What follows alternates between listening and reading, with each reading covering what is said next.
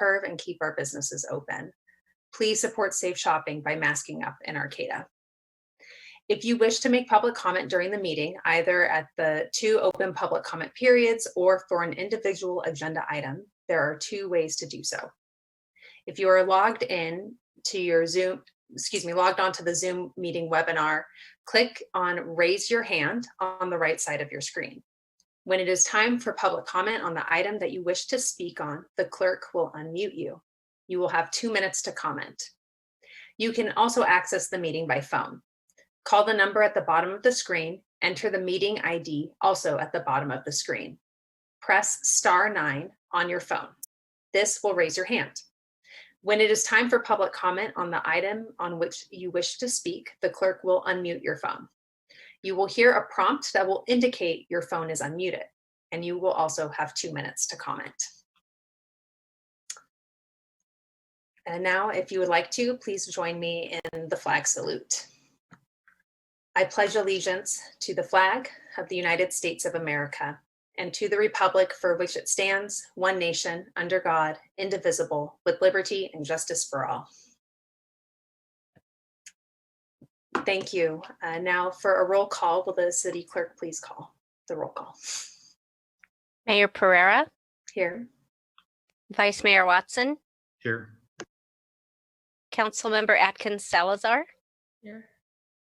Councilmember Goldstein. Here. Councilmember Schaefer. Here. All present. Great. Now we are on to early oral communications. This 15-minute time period is provided for people to address the council on matters not on tonight's agenda.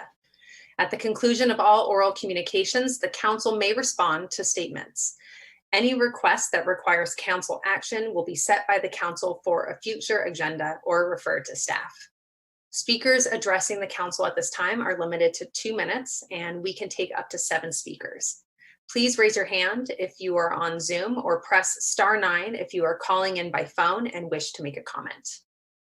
Do we have any members of the public that would like to speak for early oral communications? We do not have any public comment at this time. Okay, thank you. So next we're on to our consent calendar. All matters on the consent calendar are considered to be routine by the City Council and are enacted in one motion. There's no separate discussion of any of these items. If discussion is required, that item is removed from the consent calendar and considered separately. At the end of the reading of the consent calendar, council members or members of the public can request that an item be removed for separate discussion. So now I'll go through and read what's on the consent calendar. Item A, approve the minutes of the City Council meeting of December 10th, 2020. B, approve the minutes of the City Council meeting of December 16th, 2020. C, bi-weekly report on general warrants. D, declare a continuation of the local emergency related to the coronavirus pandemic. E, adopt resolution number 201-30, a resolution of the City Council of the City of Arcata authorizing a loan to resident-owned parks incorporated for the Arcata Mobile Home Park Homeless Emergency Aid Program project. F, adopt resolution number 201-25, authorizing the city manager to file a financial assistance application with the State Water Resources Control Board to fund the city's 2019 water line replacement project, and adopt resolution number 201-26 to apply, borrow, and grant security to fund the city's 2019 water line replacement project. G, authorize the city manager to execute a $12,888 amendment to the infill market study contract with Applied Development Economics Incorporated for additional work. And lastly, H, approve purchase of the city's financial system software upgrade for an amount not to exceed $50,000 and authorize the city manager to execute all applicable documents. Now, do we have a council member that would like to pull an item from the consent calendar? Okay, seeing none, is there any member of the public or staff that requests an item be removed from the consent calendar? Yes, staff requests that item F be removed. Okay.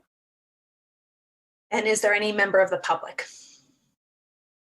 There is no member of the public for this item.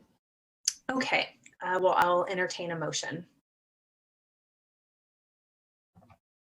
I'll move to approve the consent calendar minus item F. And I will second that motion. Okay, we have a motion and a second. I will call the vote by roll call. Councilmember Atkins Salazar, Aye. Councilmember Goldstein, Councilmember Schaefer, Aye. Vice Mayor Watson, Aye. and I vote aye as well. Motion passes. And now we will look at item F from the consent calendar. Yes, thank you, Mayor and Council. So we received an update to one of the resolution templates from the state after, unfortunately, the posting of the agenda last week. So we did do what we call a blue folder. We did an update to the council that shows the track changes version of that. The motion that stands on the consent calendar is still exactly what staff is recommending. And none of the core numbers have changed, but there were some minor edits within the resolution. So we just wanted to make sure that the council knew if you're adopting item F, it is the revised resolution that was distributed to you this week. Our Deputy Director of Engineering, Jess Clifton, is here if you have any specific questions about the project or the changes to the resolution. Okay, thank you. Is there any member of the council that has any questions or comments for this item? Okay, seeing none, is there any public comment? There is no public comment. Okay, I will entertain a motion for item F. I'll move to approve item F as amended. I'll second. Okay, we have a motion and a second. Sorry, I have to do the roll call thing. Bad habits. Let's see. Councilmember Schaefer, Aye. Councilmember Goldstein, Aye. Vice Mayor Watson, Aye. Councilmember Atkins Salazar. Aye. Okay, I vote aye as well, and motion passes. So next we will move on to old business, Arcata Police Department's update on police reforms. May I have a staff report from Chief Ahern? Yes, good evening, Mayor, Vice Mayor, and City Council members. Tonight's presentation is an update on reform efforts taking place within the Arcata Police Department. This report not only provides a summary of progress of the Public Safety Committee's work, but also includes updates on changes made based on recommendations from the National Police Foundation. As you know, the format that we've developed for these update reports was to include all changes in this periodic update versus presenting to you changes from several individual entities individually. This is why tonight's report includes an update on not only the National Police Foundation recommendations, but as well as the updates on the Public Safety Committee work. I'd like to take a moment and acknowledge the work of your 7-member Public Safety Committee. During their December meeting, there was a tremendous amount of discussion on APD's use of force policy, which included honest assessments as to the comfort level in recommending changes to a high liability policy that has been written by subject matter experts and reviewed by a team of attorneys who specialize in police policy. And that's Lexipol, which is the company that that we utilize in order to have a policy manual and a training plan in place as well. And despite the realization that no one member on the Public Safety Committee has the training or experience required to assess such a policy, committee members still are not intimidated by the prospect of offering suggestions on how to modify the policy. However, there was some discussion on perhaps adopting a set of principles that the committee, representing community members in Arcata, want all APD staff to aspire to.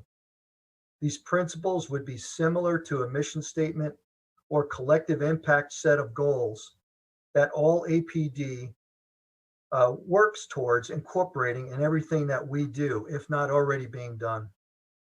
Memorializing these ideals is a reminder to the entire police department team of the high standards and expectations placed upon all of us each and every day by you as elected officials, the city leadership team, the Public Safety Committee, and community members throughout Arcata. This idea of identifying core values and truths and having each APD team member commit to implementing them all in everything we do is starting to pick up some steam. And this would be sort of an alternative to actually making recommendations on policies where they've already really been established by subject matter experts. But again, it's a slow process because our Public Safety Committee members really want to make sure that they're making decisions, recommendations to all of you that they believe are in the best interest of the entire city. And just as a reminder, our Public Safety Committee meetings do take place on the fourth Wednesday of every month at 6 p.m. via Zoom. If you have an opportunity to check in from time to time, and if you come away with any suggestions on how to achieve the goals that are so important to all of you, please let myself or Letty Harris, the chair of the Public Safety Committee, know. Committee members are committed to placing service above self, and we as a community benefit from their service and sacrifice. As far as the subcommittee work of the Public Safety Committee, the Civilian Oversight Subcommittee is exploring which model of oversight they should recommend to all of you for consideration to implement in Arcata. And likewise, the work of the Budget Subcommittee continues to look at what kinds of social service positions should recommend be implemented within the department as revenues are restored. This work is ongoing and is expected to have some recommendations to all of you sometime this year. Public Safety Committee is also gearing up for intensive review and analysis in 2021 of several reform models to include 8 to Abolish and Campaign Zero for potential implementation in the Arcata Police Department. California has been the most progressive state in the nation when it comes to criminal justice and police reform over the last decade. Legislation modifying police procedures, additional accountability of law enforcement personnel, and best practices on de-escalation, procedural justice, equity-based policing, accountability, and wellness continue to be produced out of local governments, Sacramento, and from police and sheriff's departments throughout the state. For example, having a necessary standard added to the reasonable standard anytime force is used came right out of California with AB 392 in conjunction with a collaborative bill, SB 230, illustrating the ability for legislature and law enforcement to work together to construct laws, standards, and policy that continue to be and representative of absolute best practices in our country. Members of the Public Safety Committee have been fully engaged in the process of carefully reviewing what each of these reform platforms is calling for, and we'll be comparing those strategies with what is already in place in California and what community members expect right here in Arcata. A good discussion to have, for example, is that while Campaign Zero advocates for suspending the broken windows theory of crime control, there is an expectation from community members in Arcata that certain quality of life crimes that have been called to be abolished, crimes such as smoking, jaywalking, and prostitution, should still be outlawed and enforced here in Arcata. This type of review and teasing out of what actually is being recommended versus what the committee thinks is good policy for Arcata will be brought to you most likely sometime this year. Included in tonight's staff report is an update on recommendations to strengthen APD developed by the National Police Foundation during their review of APD's response to the stabbing death of David Josiah Lawson on April 15, 2017. 3 additional recommendations have been implemented, with 4 of the original 36 remaining. I anticipate 3 of the 4 remaining recommendations to be implemented in the first half of 2021, with the one final recommendation to build open and trusting relationships with all community members, especially BIPOC community members, to be an ongoing commitment on the part of our entire organization to ensure that equity prevails and systems of racism and oppression are never welcome within the APD family or in the service we provide. I would like to end by acknowledging the heroism displayed by Acting Sergeant Heidi Grossman, SWAT Officer Kent Falkenstein, and Officers Ian Thomas and Jamal Jones, as well as members of the Humboldt County Sheriff's Department, Humboldt State University Police Department, and the fire departments of Arcata, Humboldt Bay, Blue Lake, and West Haven in their response to an armed and barricaded subject who lit their room at the Motel 6 on fire this past weekend. Law enforcement worked with fire as one team in an attempt to negotiate a peaceful surrender of the subject who tragically took their own life. Because of the bravery exhibited by all public safety personnel, several guests were evacuated and removed from harm's way as the subject fired their weapon indiscriminately and as excess ammunition inside the motel room ignited. Through teamwork, coordination, and sheer heroism, no other community members were injured or killed, and the damage to the Motel 6 was limited to a few rooms. Those are your officers who I know you are very proud of, and all of us here at the Arcata Police Department appreciate your continued support that you provide us each and every day. And with that, that concludes tonight's report, and I take any questions. Great, thank you, Chief. I will now ask for council members to ask any questions, starting with Councilmember Goldstein. Thank you so much for your update and your report. I really appreciate that. I have a couple questions, but what you had mentioned, the subcommittee looking at the budget was looking for funding for social service, mental health professional positions. Is that in addition to the existing officers or to replace officer positions? Well, I think that, that's a great question, ma'am. And I think that discussion is ongoing. I'm not sure any of those decisions really have been made. I think the council, from what I've gathered, wants to direct that process. And what really sort of the delay is really in seeing when those revenues are going to be restored. So what we're anticipating is that there's going to be no increase in the number of sworn positions right now, and that as those revenues come back, is that what we're right now frozen sworn positions will actually the monies in the salary savings will be used to bring in those experts, those behavioral health experts. So I see this as an ongoing process to where we want to continue to build the organization in a model that all of you really expect. And we do have that the CDBG monies coming on board and sort of an ability now to pilot what this is going to look like with 2 behavioral health specialists joining our team probably in the next several weeks as a missed component who can then co-respond with law enforcement officers so that the officers can render the scene safe and then bring in the experts to provide the assistance. So I don't think we'll ever get to, one specific model. I see us here in Arcata as constantly looking at ways in which to shift how the organization's built so that we're continuing to set the model for best practices. Great, thank you so much. Oh, sorry. My other question was, you talked about a set of principles as opposed to policy changes.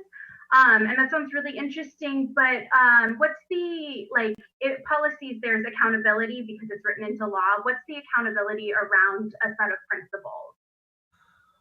Well, again, I think I'll go back to the Public Safety Committee themselves, and they're taking the direction from all of you as council members. They're taking it seriously, and we're seeing throughout the nation, more and more community input into police department operations. But what they have found by starting with the use of force policy is that is a heavy lift because it is grounded in the law, and it's difficult to try to change that from a voluntary group perspective. So, but what is not lost on the committee is the ability for them to share with our entire organization, speaking on behalf of all community members, is what are the expectations? And so, for example, they really want to find a way to elevate that that there's no greater value than human life. They want to be able to put that somewhere in the use of force policy. Now, is there accountability to that? Not necessarily from the committee, but they can certainly make a request that perhaps all of you join in on and say, hey, Chief Ahern, this is what we expect from your organization. But we do have a very robust policy manual, and we do hold each other accountable. So while there may not be an accountability piece, in other words, if you didn't follow a principle that the committee expected us to follow, if there is a policy violation, however, that's something that I can look at as the chief. So it's a start. And I think an opportunity to at least start to see what this community input into police policy is going to look like as we identify other policies, though, that aren't maybe as high liability, to where we actually can change some language because it's not necessarily embedded in the law, but it's just embedded in a community standard. And because Lexipol sort of builds more general policies, there is definitely room to kind of refine many policies and make them more specific to what all of you expect and what our committee members expect as well. Thank you. Thanks for answering my questions. I look forward to things coming before the council. I appreciate it. Thank you, Durham. Thank you. Councilmember Schaefer, any questions or comments? No, I just wanted to first of all say thank you for this report. I appreciate it. I appreciate the transparency, and I'm looking forward to the recommendations coming from these various subcommittees. I know it'll be, we're definitely in a bind with budgets going into this year. And so it'll be interesting to see how that plays out. This might be a kind of specific question, so you might not have the answer off the top of your head, but I was just wondering, for that Motel 6 incident, do you have any idea what the response time for the police was for that? And then kind of in addition to that, what changes are being made to kind of better serve the Valley West community in regards to response time and, police presence in the Valley West area? So as far as response times, it was, I'm fairly confident we were on scene within, less than 5 minutes, but I'd have to go to the CAD to give you an exact and a precise time. I have looked at some of the video from the officers and their in-car cameras, and we were definitely on scene prior to the smoke starting to billow out of that room. And in fact, the officers were engaged in communication with the subject as they started to come out of their room. So what's interesting about your question is, while I don't have the exact time, when we got there, there was just this calm there over the entire property. And then all of this chaos, as you can imagine, once the subject came out and was standing in the front door armed with a gun, firing the gun, and then the smoke started, and then the fire it just blew out of that room, and then it just got very chaotic at the time. We have done a lot of work. When I say we, it's the entire community. Police department is a very small portion of what I have seen as a tremendous city investment and community investment in Valley West. So, I look at Carlson Park, for example, and obviously that's not a police department specific project. But when I look at Carlson Park and the vision for that piece of property, and how, while it's not completed yet, there have been some upgrades to the streets and the sidewalks. There's bridges, and then you've got more recreation with basketball courts coming in, and you've got schools there in the region. So then when I look specifically at the police department, we've been involved with the community right from the beginning on the monthly cleanups. And you might say, well, okay, so you spend a couple of hours once a month out there, but by doing that, I get to actually watch this progress that we make.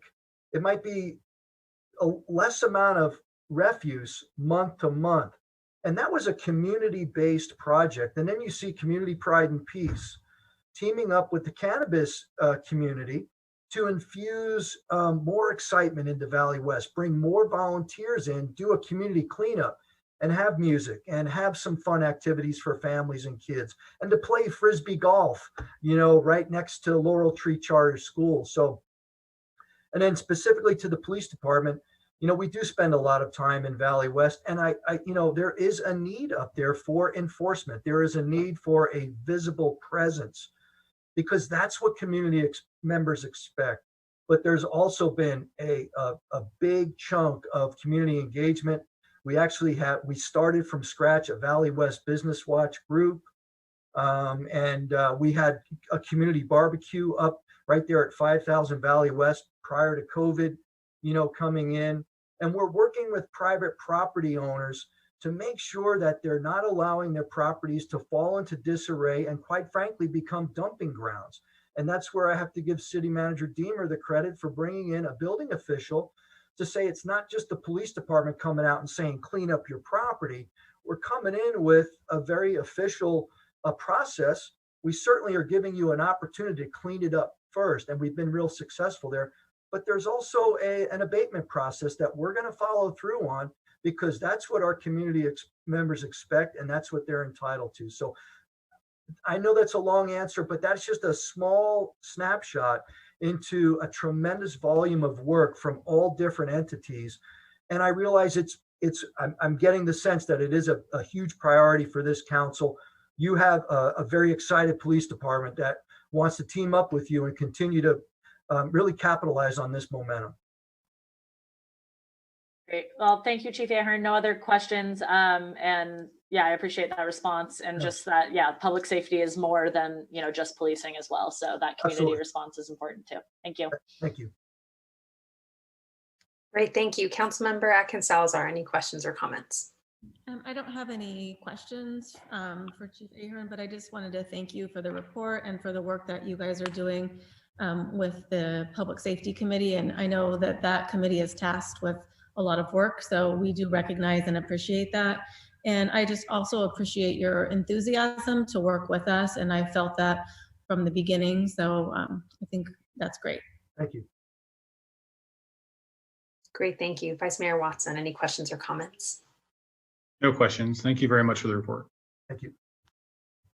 Yes, thank you, Chief. Always for providing, I think, a really great, thorough breakdown of the work that's happening in the Public Safety Committee. We continue to be grateful for that collaboration. Thank you, ma'am, very much. Great. Well, next we will move on to new business. Oh, excuse me, I'm sorry. Is there any public comment on this item? There is no public comment for this item.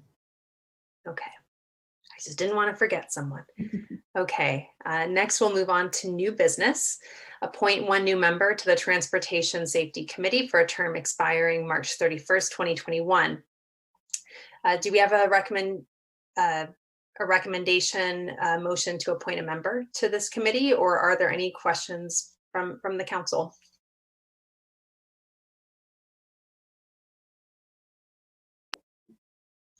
I'll make a motion to appoint Karina Johnson to term expiring March 31st, 2021 to the Transportation Safety Committee.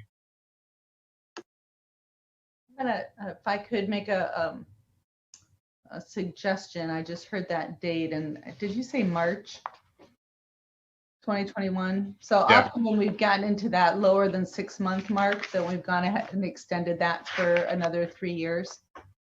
I'm looking to the city clerk to confirm that with me. That's correct. So that would take it out to 2024. Not that she's committed to serving on that period of time, but that we don't need to bring back a reappointment in just 2 months, if that's all right with you, Vice Mayor. That's fine with me. I can remake my motion. So it would be 2024. Yes.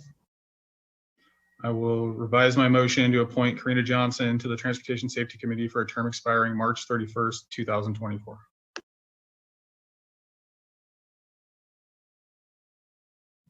I'll second that motion. Great. We have a motion on the floor. Is there any public wanting to comment on this item? There is no public comment on this item. Okay. Unless there's comments or questions from the council, we will call the vote by roll call. Vice Mayor Watson. Aye. Councilmember Schaefer. Aye. Councilmember Atkins Salazar. Aye. Councilmember Goldstein. Aye. And I vote aye as well. Motion passes. And Karina, if you're watching, congratulations and welcome aboard. Okay, next under new business, we have a presentation by Una Smith, Senior Planner for Humboldt County Association of Governments on the state's Regional Early Action Planning REAP grant program administered by the Department of Housing and Community Development. Welcome, Una. Turn it over to you. Thank you very much. I'm happy to be here. Mayor, Vice Mayor, and new council members, Happy New Year. So last year, then Council Member Paul Patino, who was part of HCOG's Policy Action Committee, he requested that I present this information to the council. And I am going to share this screen and get right into it for best use of time. So what I'm here to describe to you is a brand new funding grant program that started very recently from the state, and it's funding that goes straight to the COGS of the state. It's the Regional Early Action Planning Program, or REAP. And first I'll give you an overview of what the program is, and then my agency's role and responsibilities and the intended outcomes, kind of on the short term, but I'll explain more. So first, the overview. This is from the governor's 2019-2020 Budget Act. He has made this program to address the state's housing crisis. And so this money is all geared to come down for housing planning activities. And the housing planning activities must have a nexus to increasing housing or accelerating housing production. So the way this money is distributed is through the Housing and Community Development Department. They basically are funneling it in two very big streams. One is to the COGS and to counties where they do not have a COG. And then they have also gotten a statewide contract for technical assistance. And for our northern section, we have what is called the North Team. And the contract winner is the organization PlaceWorks, who combined with the Institute for Local Government. And your city staff would be familiar with them because your city got LEAP money, local early action planning money, and has already worked with PlaceWorks to get through that implementation. So for the REAP money, for our part, HCOG's principal goal is to determine how best to get the REAP funding out into our community that will directly affect increasing our housing supply in a very short turnaround. So what I will do for my part is consult with the stakeholders region-wide so that we can establish priorities. And one of the very big methodologies that a lot of COGs are using is to suballocate and give money directly to their counties and cities, and some of them have like dozens. So as long as the grants are equitable and for eligible uses, of course, suballocations are allowed. And these are the kinds of things you can use them on. So technical assistance, again, with a nexus to improve housing planning and permitting processes. Infrastructure planning, which will support housing. The housing trust funds. So this money is not just to plunk into a fund and then have that money ready that might go to construction. No, it's on the planning side. So for example, if a county doesn't have a housing trust fund, this money can be used to set up the housing trust fund. And then also feasibility studies. This is tied to the regional housing needs assessment, which we, the county, our sixth cycle, we have already adopted. So the feasibility studies, the example that I have right here is really for organizations that don't have their RHNA cycle 6 yet. And it's for them to find what are the most efficient sites for placing housing so that when cities get their percentage of housing they have to build, then that can inform that allocation. And then this money can pay for temporary staffing or consultants. So one way that we can also approach this is to have technical assistance. And what some of the bigger organizations or the NPOs are doing is that they are having what they're calling a consulting bench. So they are getting consultants online and under contract so that when their jurisdictions want an array of technical assistance, then they can get a grant and hire one of the companies on the consulting bench. So that saves a lot of the administrative burden that the COG then takes on. So I have started with an advance, and I will describe that right now. So we were allowed to get up to 25% of the money from REAP as an advance to help us prepare our full allocation. So as you'll see on the slide, this one-time REAP funding based on our population got us $785,000. And I applied for 8%. And so that money we already have been approved, and I'm already working with it for all the outreach and education and consensus building. So we have 92% left, or $725,000 that will come to us in about February to work on these housing planning priorities. So my advanced activities, which I started in about September, again, it's outreach and information sharing and education. It's identifying jurisdictions' needs and finding out what can help them accelerate housing and what are the kind of planning barriers, and then convene and collaborate to assess an equitable allocation. And I have to turn in, or HCOG has to turn in a full grant application by the end of January, the end of this month. So I convened with the local planning staff, and your city community development staff have been actively participating. And at the very first roundtable that we had, I just asked them, what are your big barriers to building more housing? And you'll probably recognize in this little bubble, the kinds of barriers that almost all jurisdictions are facing. And then a little bit later, we asked them for a little bit more specifics. This was after they took a survey about what kind of technical assistance would help them on the state level. And we got a little bit more input. And this is information that went straight to HCD and their technical assistance team, the PlaceWorks and ILG team, for them to also decide what they are going to offer us statewide.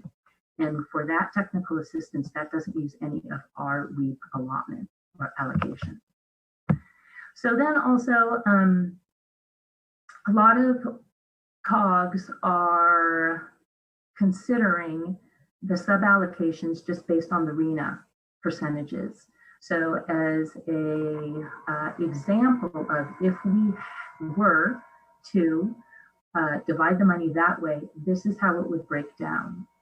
So to update you, to get you up to speed for today, I've convened, I actually took out that slide, but I've convened now monthly roundtables with the planning staff. And the consensus now is that breaking up this money into this type of division would not be the best use, because there are some real regional needs that really have to be fulfilled for us to do some very long-term, but in a short timeline, housing planning. So right now, the last consensus I received from the roundtable was that they want all the money to be regional and not be split up into sub-allocations. And I have already presented that to my board, and they had no objections to that. And we're very happy that there was consensus among the planning staff. So the short-term outcomes, and this is mostly for the advance money that I got, but it will continue for the length of this program. Again, it's to survey needs and identify best practices. And then there are just all kinds of community members and stakeholders who I will continue to reach out to, get information from, and get ideas from for who to educate and how to work with all these stakeholders to see what we can do about accelerating housing supply. And so when I put in my HCOG's application for the full REAP funding, these two activities are required. So we will have to show for the activities we propose to do that we're going to have best practices to have affordable housing for all income levels, and then also a strategy to inform local agencies of the need of working towards their RENA goals as soon as possible. So at the January 21st HCOG board meeting is when the board will make a resolution to submit the final grant, which I will turn into HCD on January 31st. And the money will have to be expended by late fall of 2023. So then also the consensus is to use that money for a regional CAP, climate adaptation plan that HCOG would do that would help every region, and it would piggyback off of the county's CAP right now. And then also use the money for the associated CEQA that will be needed for those. And then also I want to reserve money, and this has been agreed to by consensus also, to hire perhaps a consultant or an on-call planning person for the 2 years of this program. And that person would be available to any of the jurisdictions, but we really want to highlight the needs of the smaller cities who don't have any planning staff in-house and have very limited contract planners. So that's my brief pitch on what I'm doing, and I'm happy to answer any of your questions. And thank you for having me. And I have to stop sharing. Great, thank you, Una. I'll now ask for questions from the council, starting with Councilmember Goldstein. No questions, but thank you so much for your presentation. Councilmember Schaefer. No questions at this time. Thank you very much, Una. Councilmember Atkins Salazar. No questions, but thank you very much. Vice Mayor Watson. I don't have any questions. Thank you for the presentation. Thank you again for the presentation. I guess I know you gave an overview of where the funding is going to go in terms of the application that's getting submitted, but once it's approved, if there's like an executive summary or something that can get shared with the council about the work that's ahead, I think that would just be great to have as a resource if we get questions about regional efforts around increasing housing production. Okay. All right. Thank you. Thank you so much. Mm-hmm. Let's see, are there any members of the public that would like to comment on this item? There is no public comment on this item. Okay, any final comments from the council before we move on to our next item? Okay, so under new business item C, we have public scoping hearing on potential projects for funding under the State Community Development Block Grant Program Coronavirus Response Round 2 and 3, CDBG-CB2 and CB3, Notice of Funds Availability, NOFA. May I have a staff report from Community Development Director Loya? Absolutely. Good evening, Mayor, Vice Mayor, and council members. First, I just want to apologize for the length of that title. We'll try and make them shorter in the future. So this is, as the title indicated, a scoping meeting for the CARES Act funding that's being funneled through the Community Development Block Grant Program. We've already applied for in round one, the CD1, and then they combine rounds 2 and 3 into this allocation. And so in order to apply for those funds, we have to go through a scoping process and make sure that we participated with the community in the application process. So that's what this hearing is about, is giving the opportunity, another opportunity, as I'll describe, for community input. I want to emphasize that tonight we're really just seeking feedback from the council, not necessarily a decision. We'll be coming back on January 20th with a resolution for application for these funds, and that's when we'll ask for a final decision. But any kind of insights or additions to the scoping list that you wish to make tonight would be greatly appreciated. This round of CARES Act funding is based on an allocation, so it's not competitive. We can apply for up to 3 activities, and the City of Arcata's allocation will be in the neighborhood of $530,000. And so among those up to 3 activities, we can allocate those $530,000 the way that we wish, as long as they're eligible activities. The list of eligible activities is included in Attachment A, and I'm not going to go through them in any detail unless you have questions about them specifically. And there'll be more detail about what's eligible once we review the full NOFA, the Notice of Funding Availability.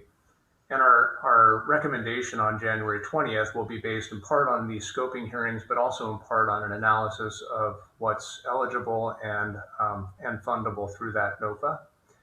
And so we'll be bringing that back on the 20th. So just super high-level thumbnail sketch of what the application process looks like. We go through this scoping process, and what we did to initiate the scoping was we used all the carryover projects that weren't funded on the first round CD1. As you may be aware, the CD1 funded missed ride-alongs with the APD, which Chief Ahern referenced in his update. So we're thrilled that we're able to get those missed employees in to help with that policing, that community-based policing. And then we also have the Arcata House Partnership sewer line extension project because they have a failing septic system on their property. And so they will continue to be able to support Arcata's homeless population with that project. All of the rest of the projects that didn't get funded, but were part of the scoping in that round, we brought forward into this round, and then we added to them. The way we added to them were through a combination of just stakeholder outreach to individuals, letting them know this was coming up.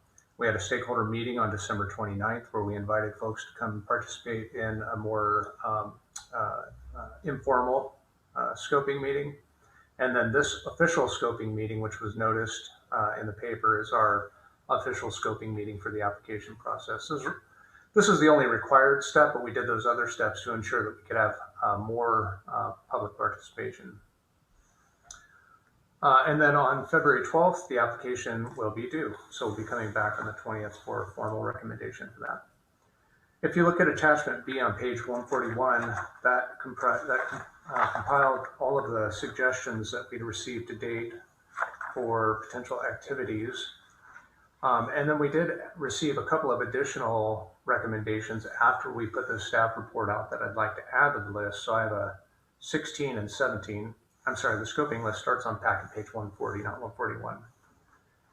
But 16 would be to add a food security program, and this could be connected with recommendation number 4, which would be to provide assistance to local food banks, farms, or other nonprofits to increase food assistance to the community. And then number 17, I believe you all received an email to this effect too, but was to add a mobile home rehab program where some of these funds would be used to assist mobile home homeowners with health and safety rehabs to their facilities to keep them housed in those mobile homes. So this full list has been floated with the community. We've gotten broad support for all of these ideas. At some of the stakeholder outreach, folks have definitely indicated preference And so I just wanted to give you sort of the recommendations that we've compiled, and these are in part staff recommendations and in part recommendations that have come out of the stakeholder outreach. The bullet number 1, short-term rental, mortgage, and utility payment assistance program, was very popular with a lot of the stakeholder outreach we did.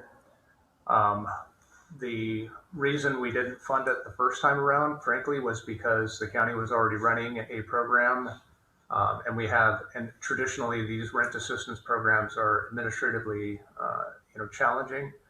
And so ultimately the council decided on the MIST program and the Arcata House program and passed this one over. We did a little bit of preliminary work to see, how effective this program would be.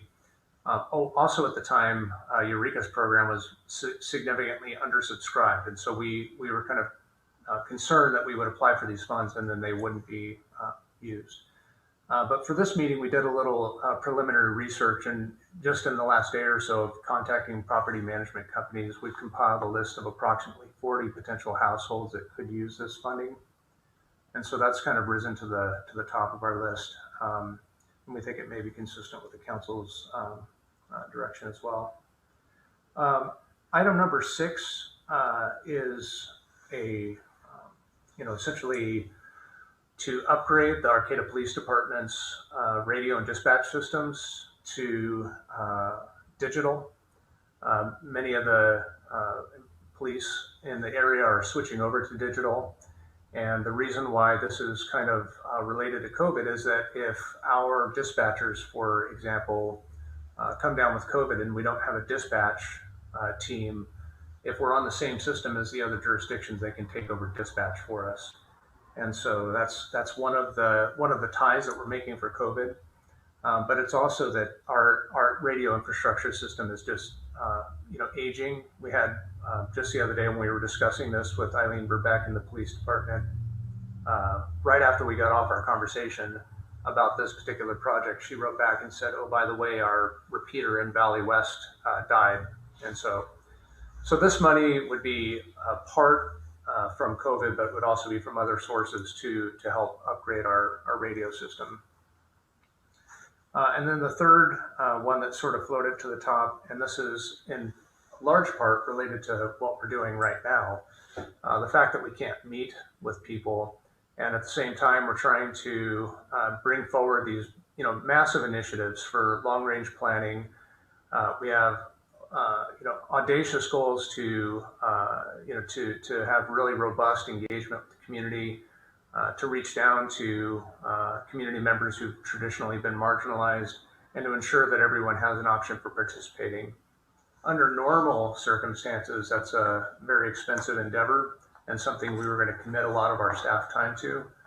But because we can't meet with people in person now, and because of the additional technological needs and the needs to be able to carry our message further, we're looking to break off somewhere between $50,000 and $75,000 of this $530 to help support outreach and engagement efforts, largely targeted around the work that community development is doing for long-range planning, but this can also be used citywide for other engagement types as well. So those are sort of the 3 that have risen to the top so far. But I just wanted to open it up to the community to provide any kind of input on, prioritization or recommendations moving forward for this. And with that, I'd be happy to answer any questions you might have. Great, thank you. I'll now ask for questions from the council, starting with Vice Mayor Watson. I know in the staff report introduction, it says to select up to 3. Correct. And yeah, just looking over this list, I like 5, 9, and 10. So I'll just throw that out there. Yeah, those are my comments. Okay. Great, thank you. Councilmember Goldstein, any questions or comments? Thank you so much. Thanks for providing us with this list and all the information. I don't know if I have any questions, but comment just that I think the priority right now, I really liked hearing that there's a priority around rental assistance and keeping people housed. I think that through this pandemic, one of the biggest things we can do to help our community is to ensure that people can stay in their housing. So helping them with rental assistance. If the number 17 that you had added to the list, helping mobile home owners, help them fix up their housing if it's becoming unlivable or unsafe, things like that. That's really where I see a lot of community priority being, and a lot of my own priority and direction would go in that area. I think that it leads to a chain reaction of, if people are safe in their homes, they're not forced to live on the streets where they may have more of a chance of contracting COVID, things like that. So overall, I would say that that's really where my priority focus would be. So definitely 1 and 2, ways that people can do their jobs, pay for their rental, things like that. Yeah, that would definitely be where I would see a priority and an urgency. Thank you. Great. Councilmember Schaefer. I don't think I necessarily have any questions at this time, but yeah, just continuing to comment on these. Definitely agree with both Councilmember Watson and Goldstein about just some of these, especially looking at number 9 on this list, providing food aid, emergency supplies, making sure there's, the necessary emergency shelters, and also, just making sure that people have, some sort of shelter over their head and some sort of security for food. And I guess I actually do have one question, because it says choose up to 3 projects to fund. I mean, if there are projects that we take on that are less costly, is there a way, can we fund more, right? Yeah, no, the limit is 3, and okay. The state really does that because they have to limit the amount of administration that they have operating these grants, and so you can't have like 17 very small. They would actually probably prefer that we have 1 very large activity, and that's less for them to administer. Yeah. But they allow us up to 3. Okay. And then going off that too, I mean, there's a lot of overlap between quite a few of these two. For example, looking at 5, as Councilmember Watson mentioned, assistance to families with distance learning, but also, if we're providing families with laptops and internet access, then also they will probably be, better able to engage with like outreach efforts, like number 7 indicates. So, but definitely agreement with the other council members about, especially 1, keeping roofs over people's head, and if there's potential popularity with that, I think that's a great option. And then also number 9, and working with our houseless population to make sure that they are supported in this time.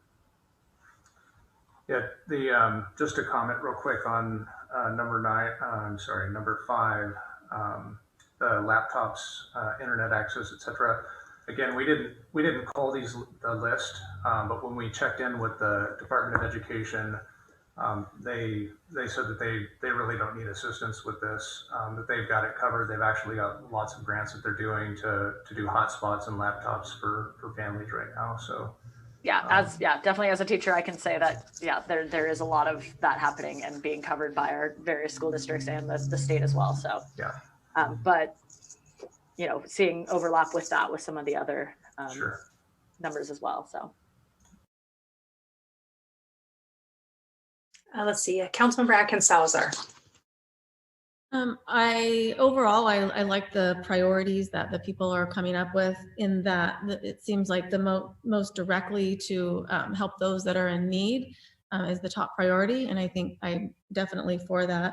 And I do like that we have some infrastructure covered as well, because I think that that should be part of it.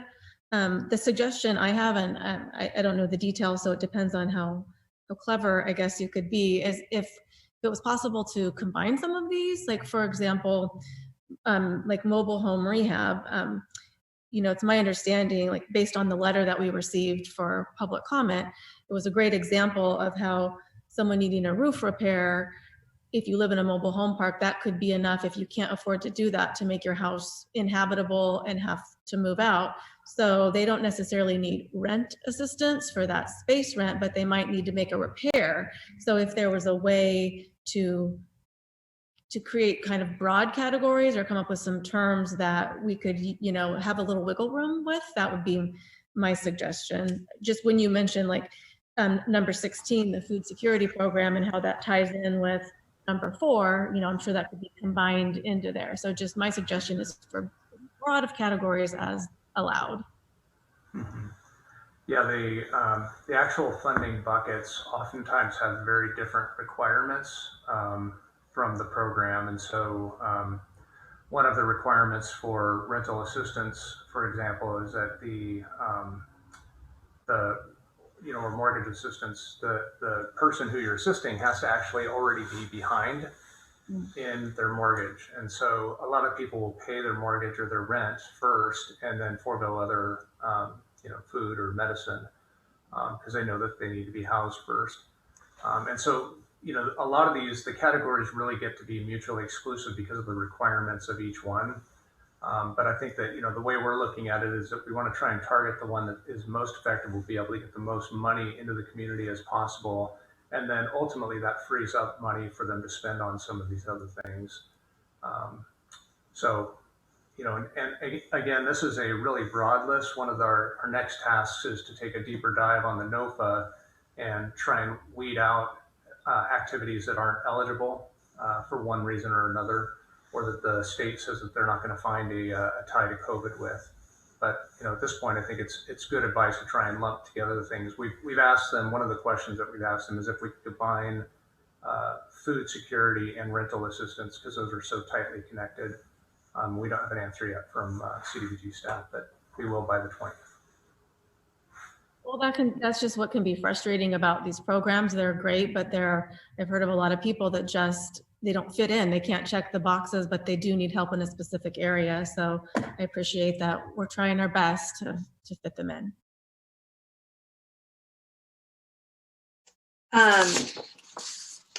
Yeah, I think there's a lot of really great things on this list, and given that the grant we have will be a little over 500,000, is that correct?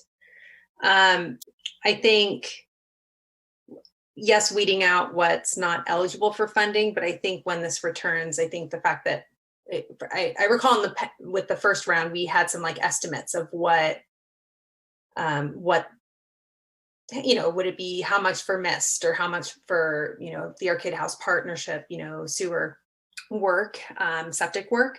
So I feel like that will be really helpful for us when this returns, because I think for us picking 3, we want it to be where it's most impactful. Like, instead of, if it's 2 projects that we could do really well versus 3 not done as effectively because the funding is stretched out too thin, I think that will be a really helpful conversation for us to have when this comes back. So thank you. Let's see, are there any members? Oh, go ahead, Vice Mayor Watson. I just want to add, I definitely agree we should prioritize helping individuals that are struggling. I just think it would also be important to not discount the need for things related to economic development. And for example, if just one of our 3 had an economic development focus, kind of like item number 10, that's what I see when I look at that one. It's not that or something else. And, maybe the other 2 would be more focused on aid to individuals. Those are my comments. Thank you. And actually, thanks for bringing up item 10, because I forgot to mention, we did get a public comment regarding item 10 around plaza improvements and open space and attracting folks to the plaza from Colin Fisk. And I think it would be good to add to this recommendation, exploring road closures to support outdoor activities and dining. This was something that our previous council, prior to COVID, we gave direction to explore that more. And I think given the need for outdoor space and how to draw people to the plaza, that's definitely another element that I think should be included in that item. Okay, any other questions or comments from the council? Okay, if not, are there any members of the public that would like to comment on this item? A reminder for attendees, if you are wishing to provide public comment on an item, a reminder, if you're logged on to the Zoom, click on the raise your hand on the right-hand side of your screen. And if you have called in via phone, press *9 on your phone to raise your hand. When it is your turn to speak, the clerk will unmute you and invite you to speak, and you will have 2 minutes for each speaker. Are there any public comment for this particular item? There is no public comment for this item, Mayor. Okay, thank you. Let's see, it looks like we've given some direction. Is there a motion that we need for noticing a future hearing? No, okay. No, we'll go ahead and notice for the 20th and be back with the additional information that you need, as well as a deeper dive on what the NOFA allows for. Okay, wonderful. Thank you so much for that work and for capturing a lot of the community's needs and interests. Okay, thank you. Okay, next under new business, we have item D, introduce ordinance number 1540, an ordinance of the City Council of the City of Arcata amending zoning regulations pertaining to city-initiated land use development projects and the Cannabis Innovation Zone combining zone, waive reading of the text and consent to read by title only. Community Development Director Loya, the second long title of the evening. I turn it over to you. Yeah, it's really bad when you promise not to do something and then you turn right around and do it. I'm going to turn it over to Senior Planner Joe Mateer to start the staff report.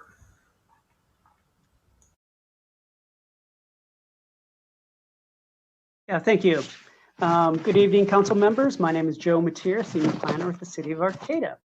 Tonight before you is the introduction of Ordinance 1540 that would amend the land use code, the city zoning regulations. An ordinance is adopted by the council in a 2-hearing process to amend the land use code. Tonight, the council will consider introducing the ordinance and continue the item to January 20th for adoption. Ordinance 1540, which you'll find as attachment A of your staff report, includes 3 text amendments in 2 different areas of the code. First one is that it will exempt some of the permit requirements for city-initiated projects. So it would be city permits would be exempt from city projects. The second item is it will increase the number of use permits for Area 2 located in the Cannabis Innovation Zone. And the third text item amendment would be a clarification of the definition of cannabis cultivation to not include plant nurseries. Last year, the City Council directed staff to prepare these amendments to increase the use permit cap in Area 2 of the Cannabis Innovation Zone. Staff took the opportunity to include the 2 other text amendments to clarify the permit process for city projects and then also the cannabis cultivation definition.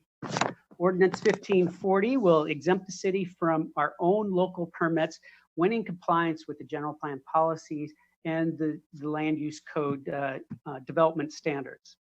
Currently, federal, state, and local agencies are exempt from our own city permit requirements, but it's not exempt for our own projects that we do. So this text amendment before you tonight would do that. I do want to emphasize that we do have a process already in place for reviewing city projects. A lot of times the capital improvement projects will go before the city council for approval. It might have review by some of the committees. And then there's also general plan conformance that would be done prepared by the planning commission as well. So there is a lot of review. We felt that it was pretty redundant. The text ordinance would still require the city obtain design review approvals and also coastal development permit requirements. But we found that some of those permits that we were doing, we recently did one hillside development permit for a trail project up in the community forest. We have a long-standing history of developing recreational trails, and we felt that it was really redundant to require ourselves to get a permit when we're initiating that project on itself. So that is the one area of the land use code section that we included in the section 9.10.040G. The other text amendment would be for the increase the number of use permits allowed in the Cannabis Innovation Zone. The Cannabis Innovation Zone is located in the West End Road area. It was an area designated by the city to establish cannabis cultivation areas. Light industrial uses are still allowed there. They don't have to be cannabis activities, but the city wanted to create a space for the development of commercial cannabis activities. So this is where you may have cultivation, manufacturing, and distribution businesses located. The Cannabis Innovation Zone has 2 areas, and you'll see that in Attachment A, will be Figure 2-25. Area 1 does not require any land use permit. It doesn't require a use permit. The activity is principally permitted. You get a building permit, business license, and also a commercial cannabis activity permit. That is a separate regulatory process that the city has for cannabis activities. But in Area 2 of the Cannabis Innovation Zone, it currently requires a use permit. That cap of the number of use permits was established by the city to kind of regulate, monitor the number of cannabis activities, kind of maybe limit speculation, maybe limit the displacement of non-cannabis businesses that are conducting businesses out there already. And so originally the cap was, well, currently the cap is at 20. We have 17 use permit issued for cannabis activities. Those use permits are issued by the Planning Commission. And earlier this year, when the City Council looked at this, they indicated that they thought a cap of increasing it to 20. They still wanted to monitor the number of use permits allowed in that area. So that is what is proposed for you tonight. The third area of the text amendments includes a clarification on cannabis cultivation area. Cannabis cultivation included clones, immature plants, seeds, and we felt that any of the plant nurseries that would, there might be a business that specializes in the genetics of some of the cannabis products, that might be their only sole business, or a business that does manufacturing and distribution. They might have a small cultivation area, but they also want to propagate their own plants. And so we want to clarify that the plant nurseries are not included in the definition of cannabis cultivation area. The city adopted some limitations on the amount of area allowed for cannabis cultivation. And the idea is that we really felt that, you know, Humboldt County is known for their cannabis product, and Arcata, why don't we become that manufacturing, that added value, that distribution, that support center for those licensed cultivators? So we have some limitations on the amount of area that you can cultivate in the city of Arcata. And so we wanted to ensure that businesses that wanted to have that nursery, those immature plants, still would not have to meet that limit on the full mature plant cultivation areas. So those are the 3 areas. And again, tonight is the introduction of the Ordinance 1540 that would be, you'll find as Attachment A. Staff recommends that the item is exempt from environmental review. There's the staff report, and also the ordinance outlines the justification for those exemptions. The Planning Commission did review and adopt a resolution themselves recommending that the City Council go ahead and introduce this ordinance and then adopt it. Our staff recommendation that is to introduce the ordinance 1540, waive the reading of the text and read by title only, and then continue this item to January 20th, 2021, and adopt by consent agenda. I know that many of the council members are new and they might not be fully aware and kind of the process that we've gone through. We certainly will honor any, be here to answer any questions you might have. I think that's it. I know that Director Loya probably wants to add maybe something to my staff report, but I'll keep it brief. Thank you. No, I think you pretty much covered everything there, Joe. So I won't add more to it. But happy to answer any questions that you have. I guess the only sort of thing that I do recognize, and I just want to state explicitly, is that this body of policy, is many projects probably at the early part of your term, was initiated by prior council, and so you're kind of jumping on midstream. We'd be happy to take it back a notch and answer any questions or address any changes in policy directions that you feel are necessary. Great, thank you. Let's see, any questions from the council, starting with Councilmember Atkins Salazar.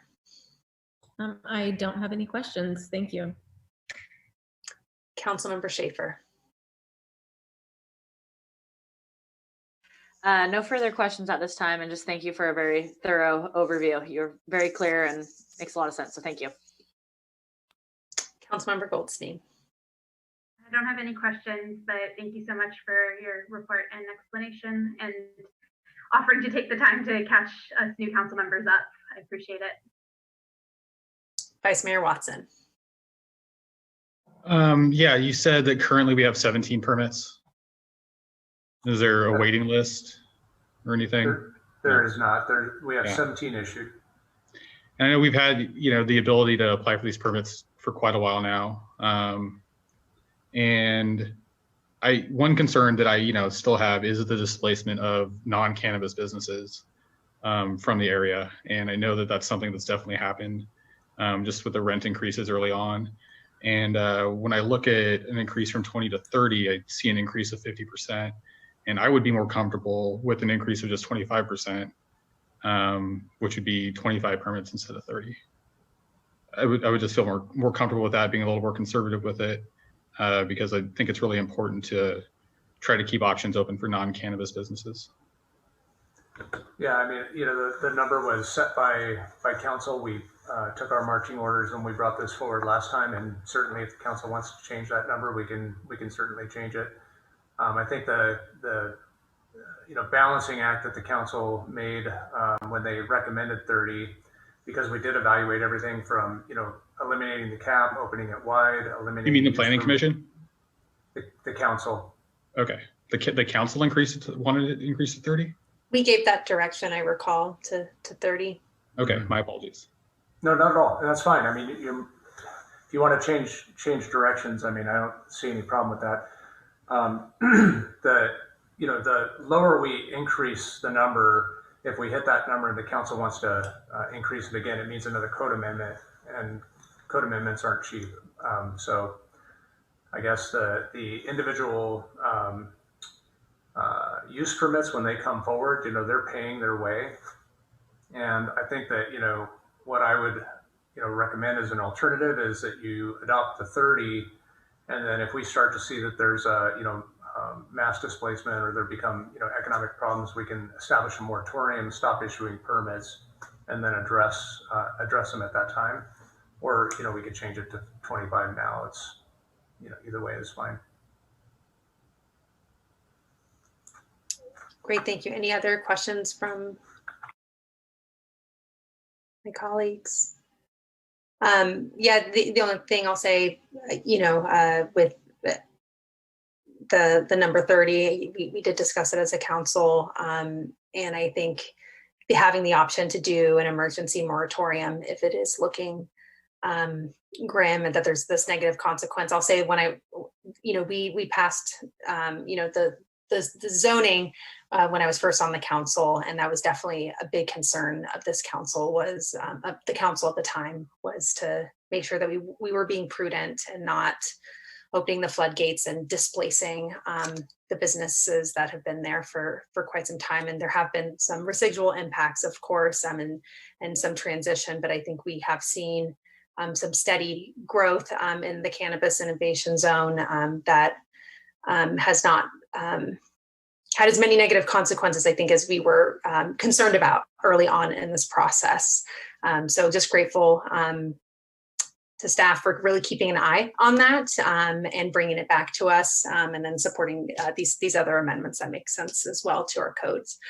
So is there any member of the public that wants to comment on this item? A reminder to Zoom attendees, if you wish to have public comment on this item, please select the raise your hand on your screen, or if you called in by phone, press *9. There is no public comment on this item. Okay, let's see. I will entertain a motion from the council.